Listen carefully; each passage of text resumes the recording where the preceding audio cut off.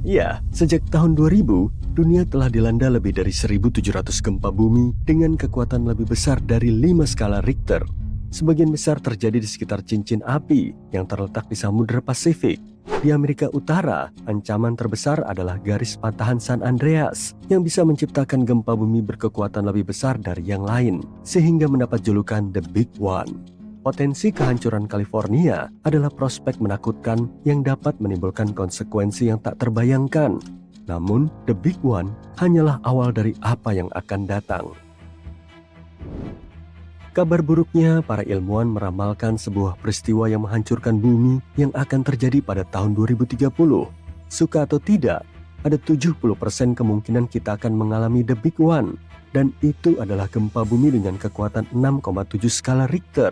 Garis patahan San Andreas akan menyebabkan gempa besar, tapi yang menakutkan adalah kita tak bisa memprediksinya.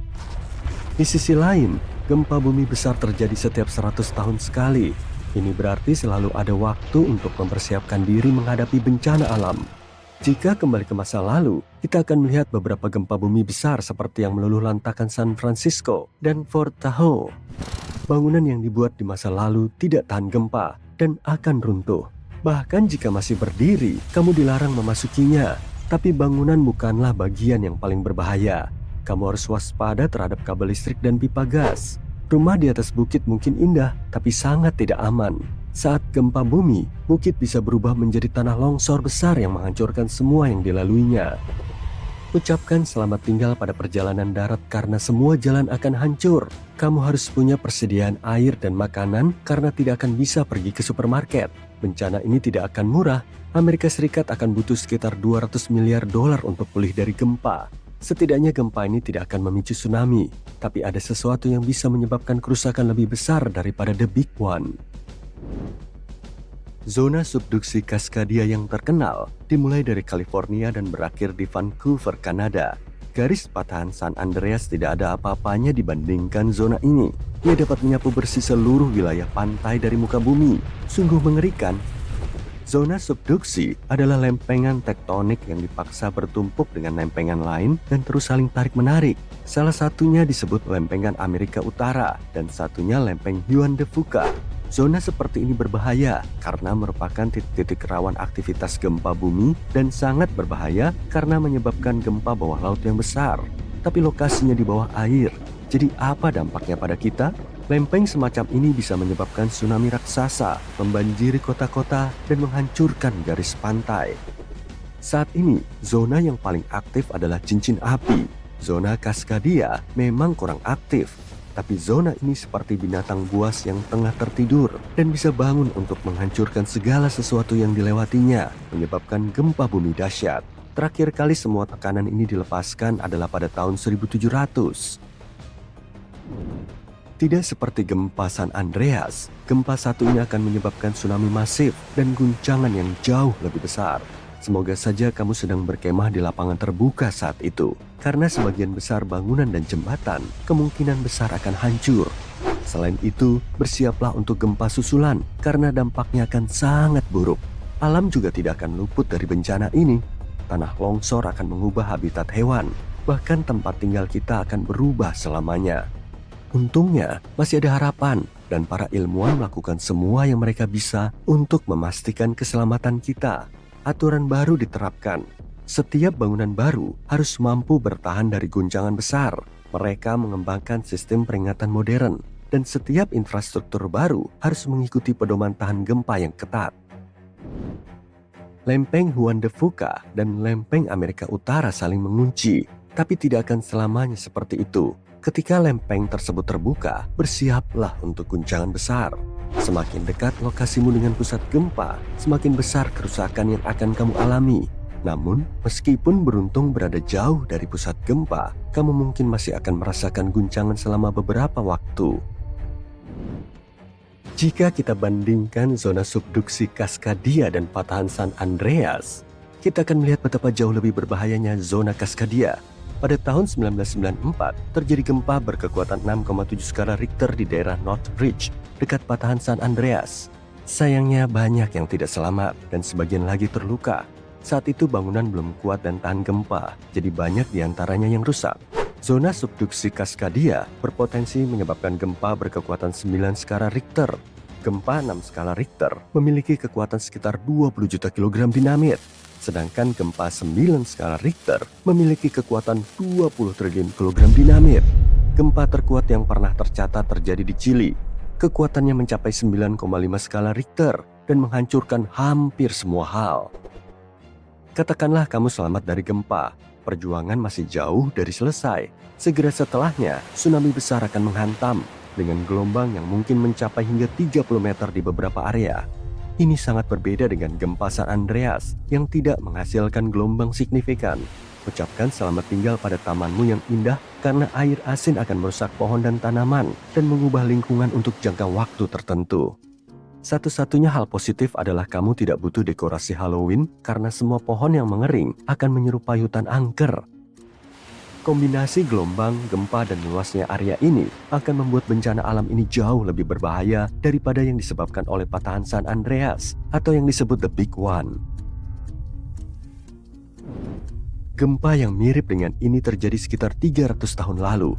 Lebih banyak lagi tercatat dalam 3.500 tahun terakhir yang membuktikan bahwa gempa-gempa ini terus terjadi tiap 4 hingga 600 tahun sekali. Jadi secara teknis, kita punya waktu sekitar 100 hingga 300 tahun sebelum gempa besar berikutnya terjadi. Kita masih belum tahu bagaimana pola zona subduksi Cascadia karena baru ditemukan pada tahun 1970. Zona ini sangat menakutkan karena dapat menyebabkan gempa bumi besar. Zona ini ditemukan secara tidak sengaja ketika para peneliti mempelajari cincin api. Mereka ingin tahu apakah area ini pernah menyebabkan bencana di tahun-tahun sebelumnya. Dan buktinya ada di depan mata. Di Washington, ada sebuah hutan horor yang tidak pernah ditumbuhi apapun selama bertahun-tahun. Ketika peneliti menguji tanahnya, mereka menemukan kandungan garam yang sangat banyak. Mereka menyimpulkan penyebabnya adalah tsunami besar. Para ahli masih belum tahu kapan hutan itu hancur. Tapi untungnya, Jepang menyimpan catatan gempa bumi raksasa yang memiliki efek serupa. Gempa itu terjadi pada tahun 1700. Ada kemungkinan 1:3 bahwa gempa berikutnya akan terjadi pada tahun 2050. Kamu harus tahu cara selamat dari gempa bumi Kanada dengan aman, jadi dengarkan baik-baik. Mereka yang tinggal di daerah ini hampir tidak memiliki pengalaman menghadapi gempa bumi seperti ini. Selamat dari gempa relatif mudah, tapi tsunami yang datang setelahnya menjadi bahaya yang sebenarnya. Setelah goncangan, pergilah ke daratan tertinggi.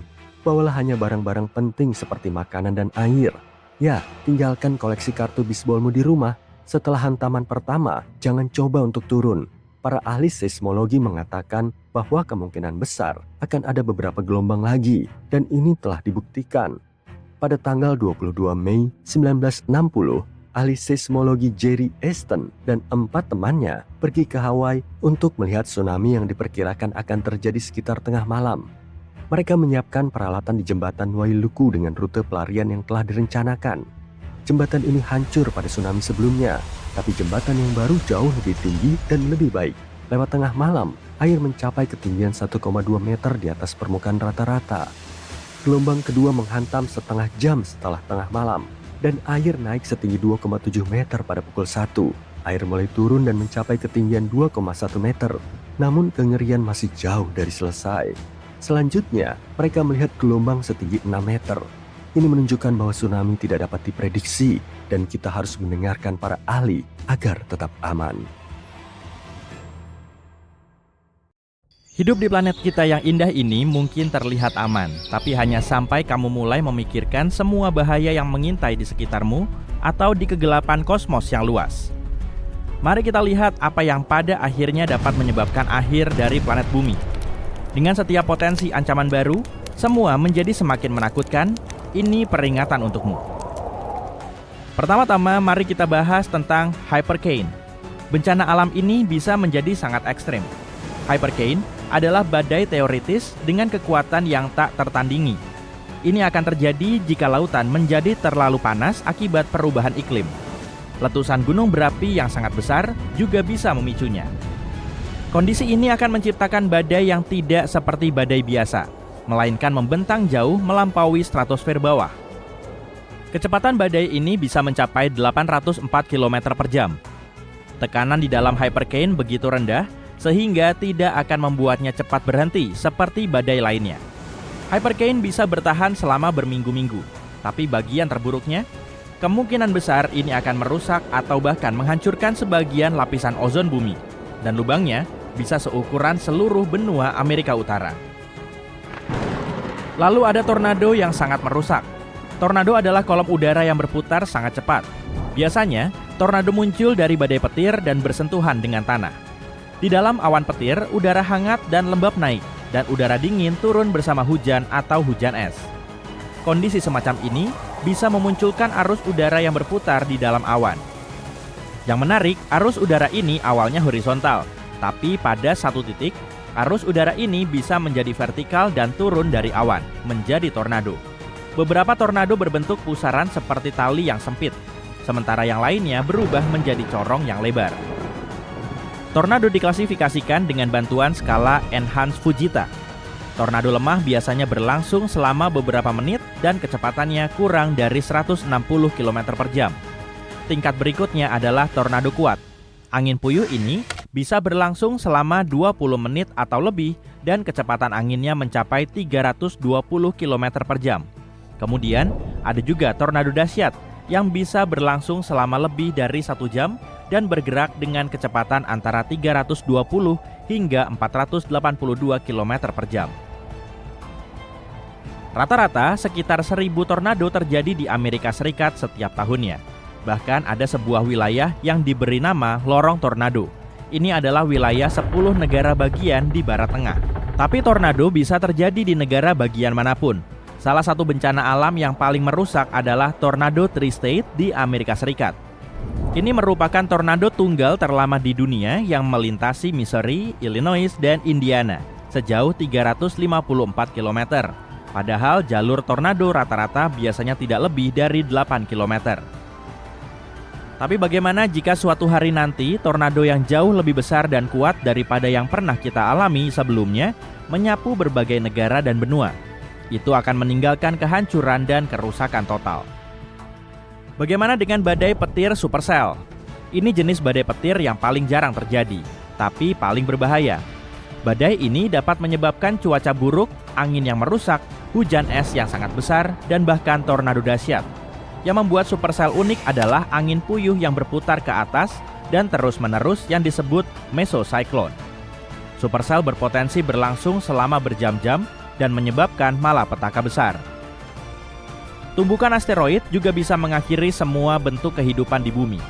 Jika semua pengembara antariksa berukuran cukup besar, ia bisa menyebabkan kehancuran yang luas, seperti yang terjadi pada asteroid selebar 13 km dari 66 juta tahun yang lalu. Asteroid tersebut konon menghancurkan 3/4 spesies tumbuhan dan hewan di bumi, termasuk dinosaurus. Tergantung pada ukuran asteroid dan kecepatan pendekatannya. Dampaknya dapat menyebabkan kebakaran besar, tsunami, dan efek musim dingin abadi. Hal ini terjadi ketika puing-puing yang terlontar ke atmosfer menghalangi sinar matahari dan mengganggu iklim global. Untungnya, kita mungkin akan melihat asteroid besar yang mendekati planet ini dengan bantuan peralatan yang kita miliki jauh sebelum tabrakan terjadi, sehingga ada cukup waktu untuk menyingkirkan ancaman ini. Bisa jadi matahari kita sendirilah yang akan menyebabkan kiamat. Bintang kita adalah bola gas cair raksasa yang terus berubah. Sesekali bintang ini memuncratkan semburan energi, yaitu suar matahari. Suar ini seringkali muncul bersamaan dengan peristiwa yang disebut lontaran massa corona. Itu adalah gelembung raksasa gas terionisasi yang bisa berakselerasi dengan kecepatan luar biasa. Letusan gunung berapi yang paling kuat pun tidak seberapa dibandingkan suar matahari yang melepaskan 10 juta kali lebih banyak energi. Dalam beberapa menit, satu suar matahari dapat melepaskan miliaran ton partikel bermuatan. Suar matahari juga sangat panas, dengan suhu mencapai beberapa juta derajat. Para astronom percaya bahwa semburan radiasi matahari seperti ini terjadi ketika medan magnet matahari terpelintir di beberapa daerah. Pada suatu saat, semua energi yang terpendam dilepaskan. Bintang memancarkan cahaya dan partikel, sebagian besar berupa elektron dan proton. Kebanyakan suar matahari berlangsung selama beberapa menit, tapi ada juga yang berlangsung berjam-jam. Para ilmuwan mengklasifikasikan suar matahari tergantung pada seberapa terang cahayanya dalam sinar X. Kamu mungkin tidak akan melihat suar kecil tanpa peralatan khusus.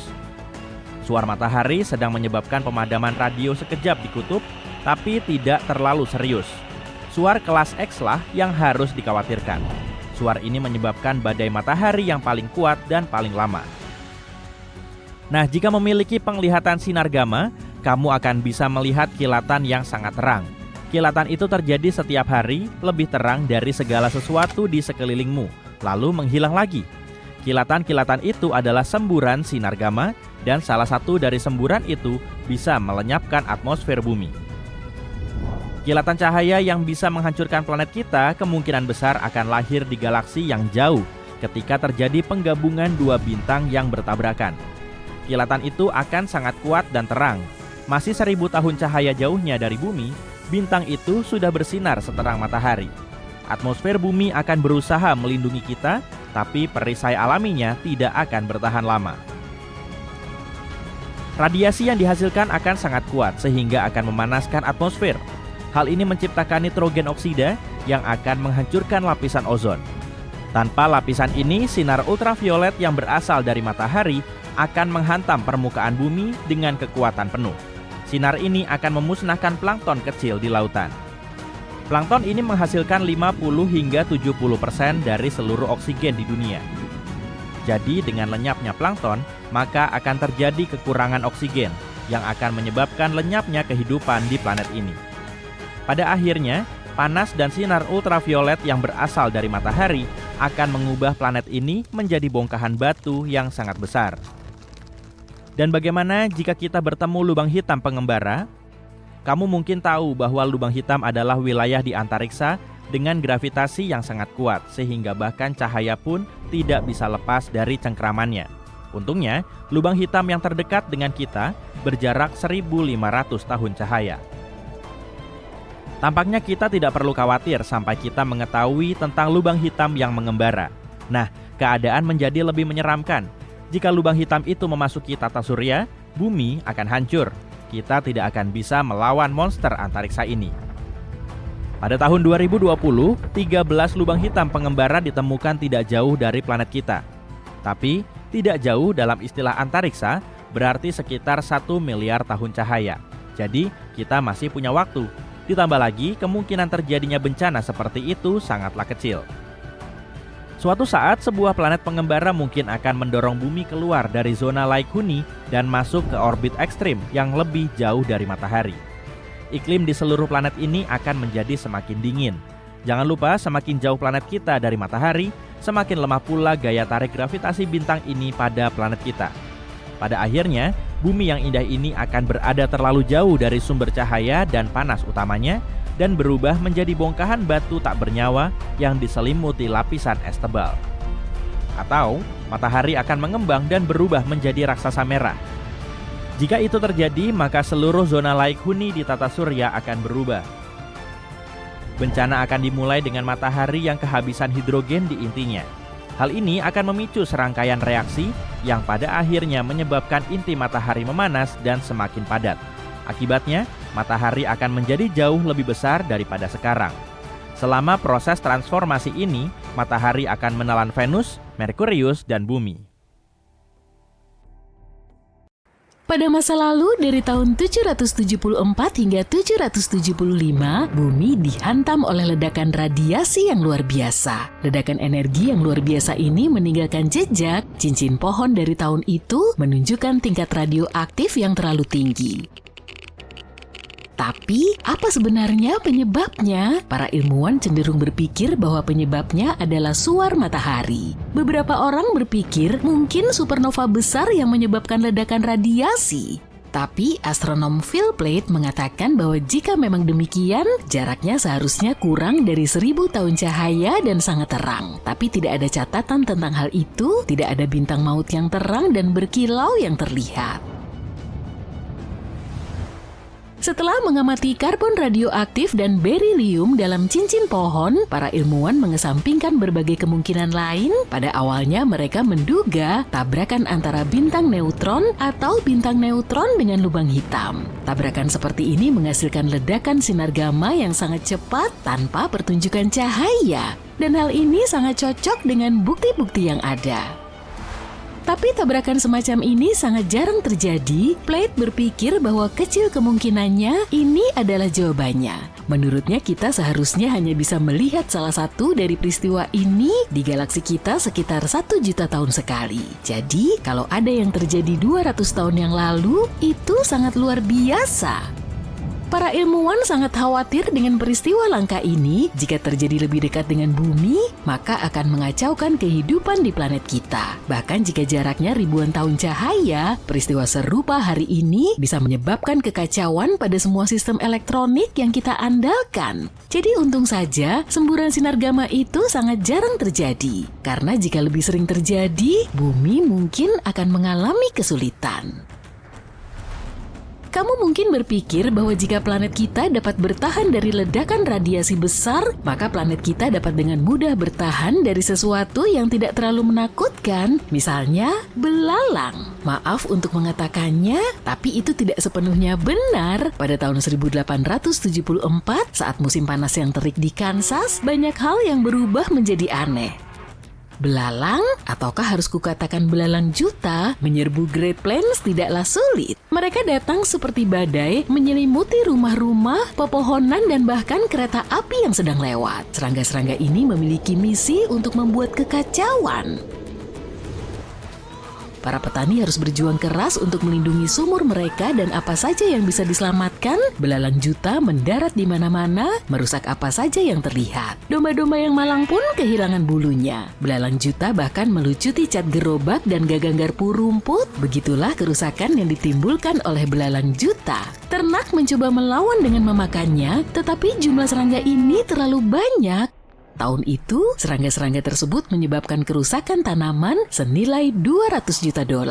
Invasi belalang juta begitu hebatnya sampai-sampai Angkatan Darat Amerika Serikat turun tangan untuk membantu. Pada akhirnya, belalang juta mulai menghilang, menghindarkan Great Plains dari kehancuran lebih lanjut. Bencana alam bahkan bisa lebih tak terduga daripada ledakan radiasi dari luar angkasa dan serangan belalang juta. Lihatlah ini, bulan Juni 2017, penggembala rusa kutub di barat laut Siberia sedang mengurus urusan mereka sendiri. Mereka tiba-tiba mendengar suara ledakan keras dan melihat asap membumbung tinggi dari tanah. Jika itu terjadi padaku, aku harus mengganti celanaku, maaf. Kemudian mereka menemukan lubang besar dengan lebar sekitar 7 meter dan kedalaman hampir 20 meter, serta dikelilingi oleh bongkahan es dan tanah. Ternyata ada lebih dari 17 lubang hitam di daerah tersebut. Lubang-lubang itu dipenuhi dengan air gambut dan diselimuti misteri.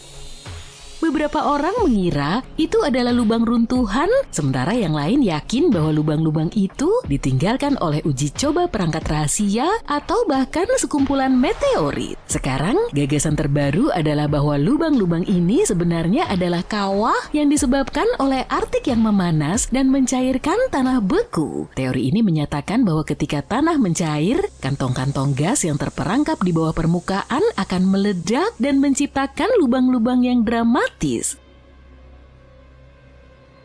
Rupanya kawah-kawah menakutkan ini telah muncul di titik-titik tertentu di Siberia, di mana patahan geologi kuno telah membocorkan gas alam panas selama berabad-abad.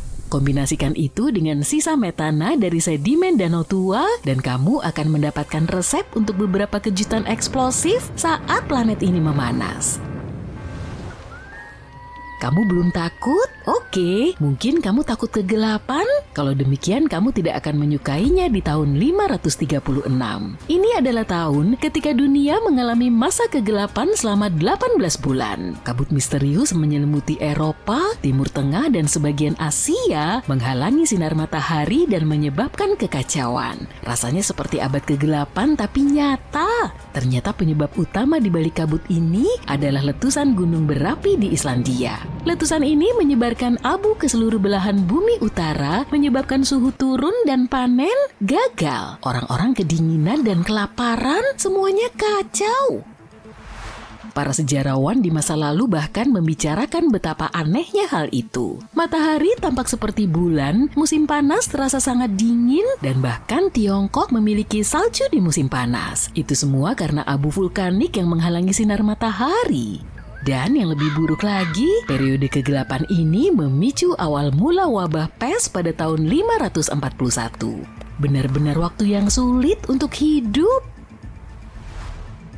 Yuk kita kembali ke Siberia dengan cepat. Pada tahun 1908, jauh di belantara Siberia, sebuah asteroid singgah untuk melakukan kunjungan yang tak terduga. Hari ini kita mengenalnya sebagai asteroid Tunguska, tapi namanya tidak langsung didapat begitu saja. Penduduk setempat hanya melihat sekilas pertunjukan itu, bola api terang yang melesat melintasi langit, diikuti dengan ledakan besar. Pohon-pohon beterbangan, api berkobar, dan hewan-hewan juga tidak terlalu senang dengan kejadian itu. Tapi karena daerah itu sangat terpencil, tidak banyak orang yang memperhatikannya.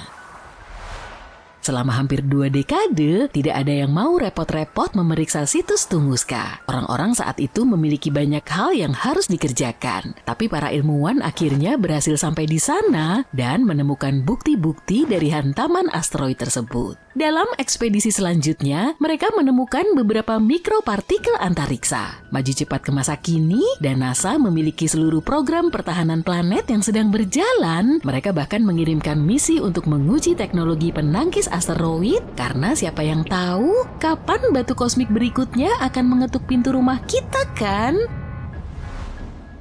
Pada pertengahan abad ke-19, ada satu lagi badai matahari epik yang disebut peristiwa Carrington. Mungkin tidak terdengar seperti masalah besar bagimu, tapi badai ini memiliki konsekuensi yang cukup berat. Keesokan harinya setelah badai, bumi dihantam badai geomagnetik besar yang membuat telegraf keluar dari jalurnya dan membawa aurora ke daerah tropis. Dan ini adalah tempat di mana aurora biasanya tidak pernah muncul. Ternyata semua kegilaan cuaca antariksa ini berawal dari hal-hal aneh yang terjadi di permukaan matahari seperti bintik matahari. Dari bintik-bintik ini, suar matahari dan benda-benda elektromagnetik lainnya bisa muncul dan mengacaukan teknologi kita. Badai matahari yang sangat besar seperti ini bisa melesat keluar dari matahari dengan kecepatan hingga 2.896 km per detik. Badai ini bisa mengandung miliaran ton materi matahari, lengkap dengan medan magnet kecil yang lancang, dan suka mengacaukan medan magnet bumi saat bertemu. Sekarang dengarkan baik-baik ya, kita semakin dekat dengan maksimum matahari berikutnya pada 2025. Jadi inilah saat yang tepat untuk melihat sejarah badai matahari terburuk seperti peristiwa Carrington dan memperhatikannya. Bayangkan jika badai serupa terjadi hari ini, kiamat internet teman-teman, bisnis akan menjadi offline dan kita akan menghadapi beberapa kerusakan serius. Untungnya badai matahari besar ini tidak terlalu sering terjadi, tapi cuaca luar angkasa sulit diprediksi, jadi siapa yang tahu kapan badai berikutnya akan melanda. Di Westbrook, Maine, orang-orang melihat piringan es yang sangat besar pada bulan Januari 2019. Piringan ini seperti komedi putar musim dingin. Piringan itu berputar-putar di sungai Presumpscot. Penduduk menyebutnya sebagai Susan yang malas dan dingin, hingga roda yang membeku dan berputar. Diperkirakan lebarnya sekitar 91 meter, yang membuatnya menjadi salah satu piringan es terbesar yang pernah ada. Anehnya, gagasan piringan es yang berputar bukanlah hal yang baru. Piringan es ini telah muncul di tempat-tempat seperti Rusia dan Washington sebelumnya. Piringan es itu hampir selalu berbentuk lingkaran sempurna. Jadi mengapa hal itu bisa terjadi? Beberapa ilmuwan pada tahun 1997 menduga bahwa hal itu terjadi karena air sungai menciptakan efek pusaran air di sekitar bongkahan es, sehingga membuatnya menjadi lingkaran sempurna.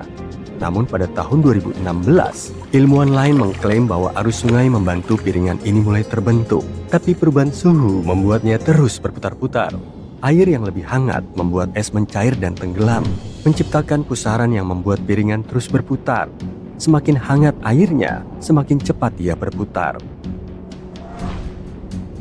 Pernah mendengar tentang cahaya Hesdalen di Norwegia? Cahaya ini tidak sama dengan cahaya utara. Bayangkan cahaya ini sebagai bola-bola yang bercahaya. Cahaya ini telah terlihat setidaknya sejak tahun 1930-an. Keajaiban bercahaya ini muncul dalam berbagai macam warna dan bentuk. Terkadang mereka berkedip-kedip dan di lain waktu mereka hanya diam di udara. Cahaya Hesdalen dapat muncul 10 hingga 20 kali dalam seminggu. Cahaya ini muncul pada siang dan malam hari. Cahaya ini dapat bertahan selama beberapa detik atau melayang selama lebih dari 1 jam. Menariknya, tidak ada yang tahu apa sebenarnya cahaya itu.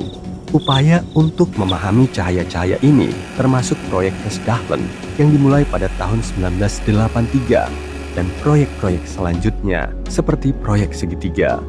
Meskipun penelitian terus dilakukan, tidak ada konsensus mengenai asal-usul cahaya tersebut.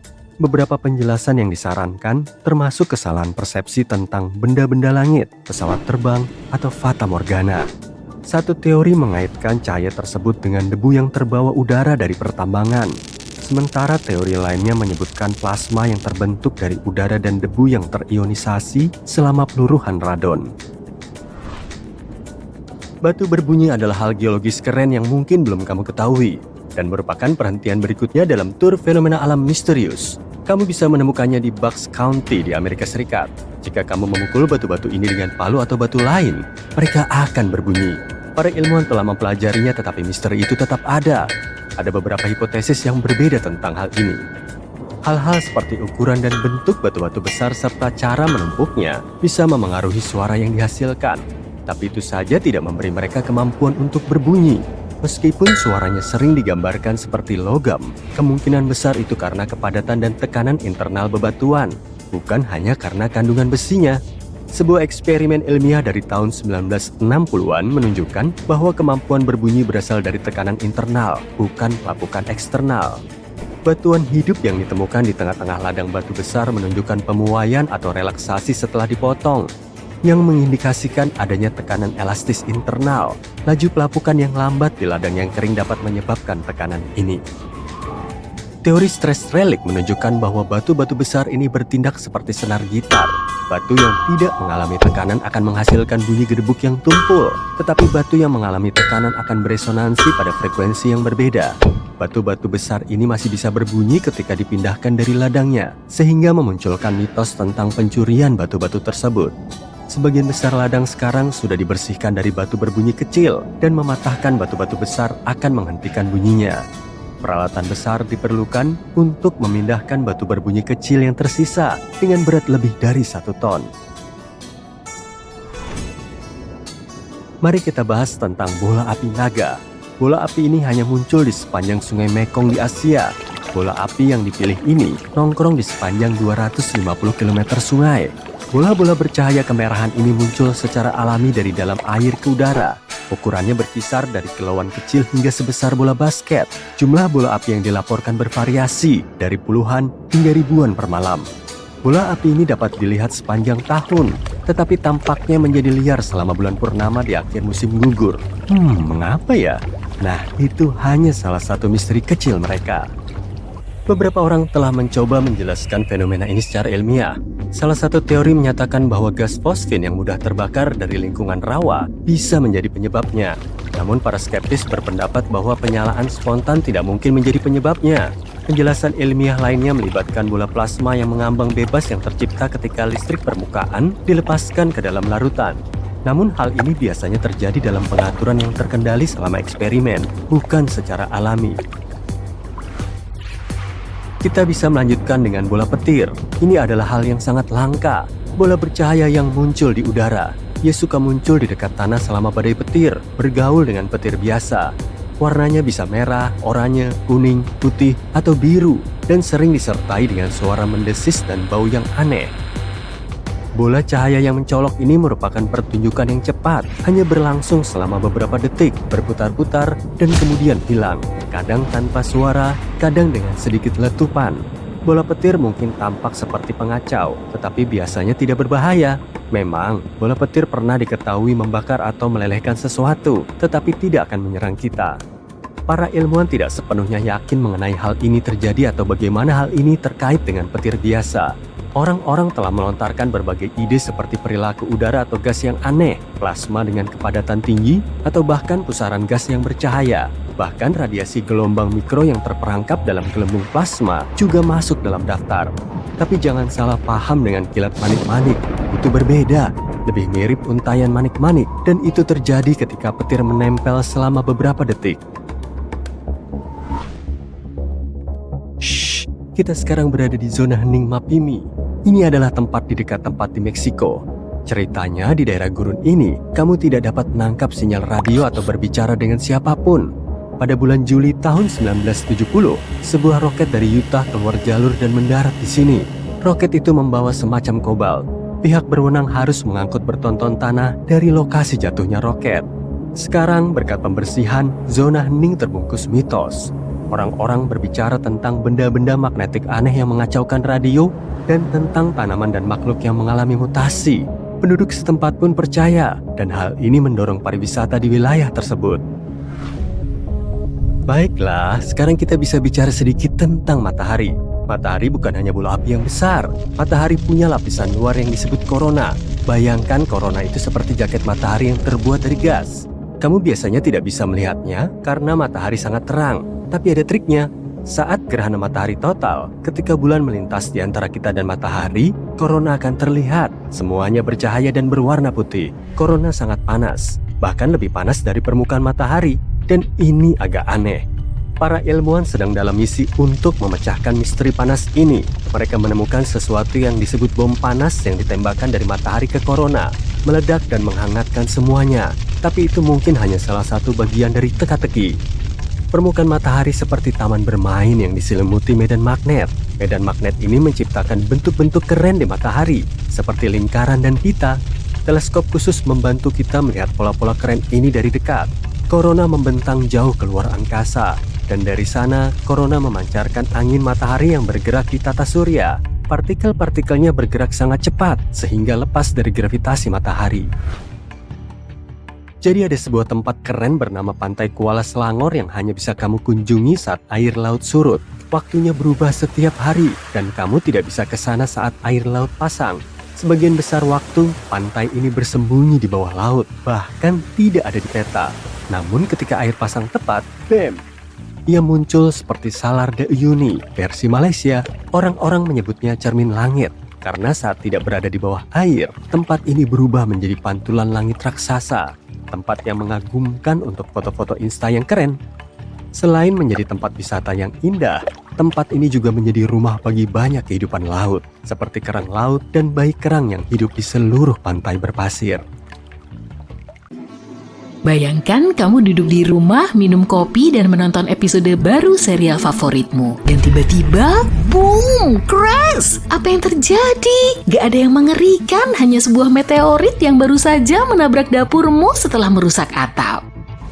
Kamu mungkin berpikir cerita ini sepenuhnya dibuat-buat, tapi itulah yang sebenarnya terjadi di New Jersey selama hujan meteor Eta Aquarid yang aktif dari tanggal 19 April hingga 28 Mei dan mencapai puncaknya pada tanggal 5 hingga 6 Mei. Batu angkasa itu sendiri berukuran sebesar roti isi daging babi gulung, warnanya juga gelap gulita dan beratnya hampir 2 kilogram. Batu itu menghantam atap dan menghantam lantai kayu, merusaknya. Ketika penghuni rumah menemukan batu itu dan menyentuhnya, batu itu masih hangat. Untungnya benda itu nggak mengandung radioaktif dan nggak ada seorang pun di rumah saat penyusup itu tiba.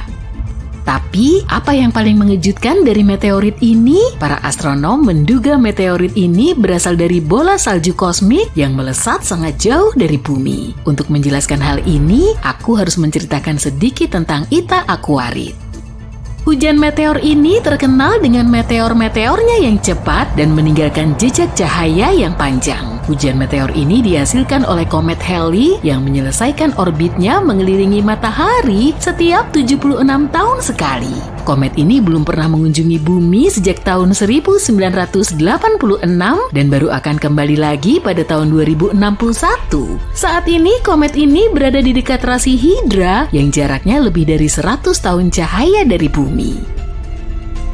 Setiap tahun, bumi harus melewati jejak puing-puing yang ditinggalkan komet. Puing-puing itu bertabrakan dengan atmosfer kita, hancur dan menciptakan garis-garis warna-warni yang indah di langit malam. Dan itu terjadi setiap kali Halley kembali ke bagian dalam tata surya.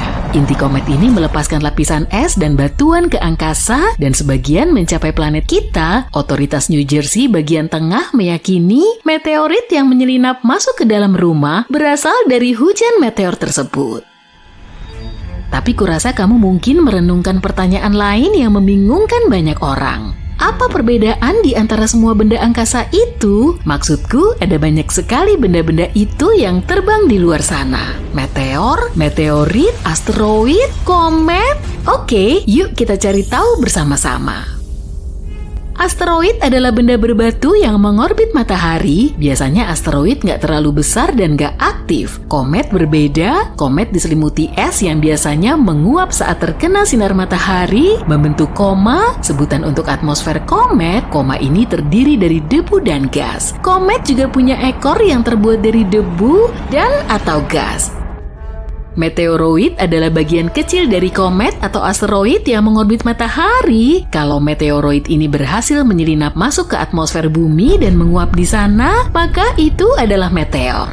Meteoroid ini sering disebut sebagai bintang jatuh, dan terakhir kalau meteoroid berhasil bertahan melewati atmosfer planet kita dan mendarat di permukaan bumi, maka meteoroid itu disebut meteorit.